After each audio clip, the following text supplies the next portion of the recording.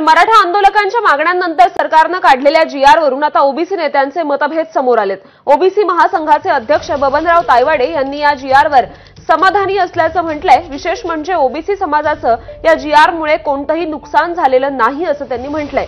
तर ओबीसी आंदोलक लक्ष्मण हाके यांनी मात्र या जीआरला कडाडून विरोध केलाय। ओबीसी आरक्षण या जीआरमुळे संपुष्टात आलंय, आरक्षणाच्या नरडीचा घोट घेतला गेलाय असं सुद्धा ते म्हणाले। शाहू फुले आंबेडकरांच्या उदात्त हेतूलाच दूर सारलंय असं हाकेंनी म्हटलंय।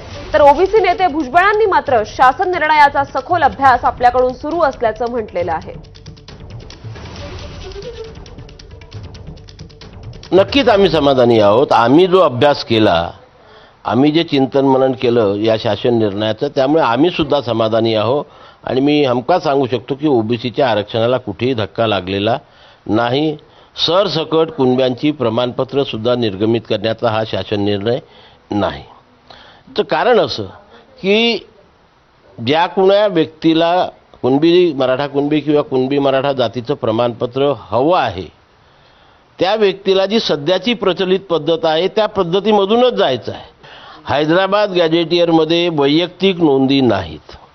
पॉइंट नंबर 1, यावर्षी एवढे कुणबी होते, एवढे मराठा होते, एवढे हाच आकडा दिलेला आहे। त्या आकड्याच्या आधारे काही प्रूव्ह होऊ शकत नाही। हे बघा, असा जीआर काढण्याचा मुळात अधिकार कुठल्या समितीला अथवा मुख्यमंत्री महोदयांना अथवा शासनाला असत नाही।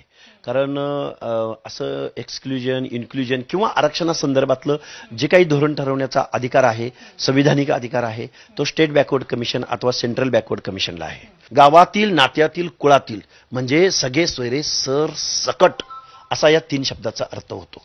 त्यामुळे मला वाटतंय ओबीसी आरक्षण हे या शासनानं संपवलेलं आहे आज रोजी।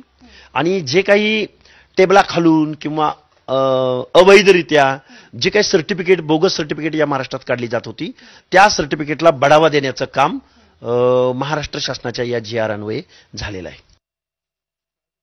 काढलेलं आहे त्याच्याबद्दल ओबीसीचे जे काही नेते आहेत आणि कार्यकर्ते आहेत, त्यांच्या मनामध्ये फार मोठ्या शंका आहेत। मी आता याच्यामध्ये जे आहेत वकिलांचा सल्ला घेतो आहोत की याचा काय अर्थ आहे। कारण कुठल्याही जातीला उचलून दुसऱ्या जातीत टाकण्याचा अधिकार कुठल्याही सरकारला नाही। न्यायालयात जाणार आहात का? होय, कायदेशीर होय।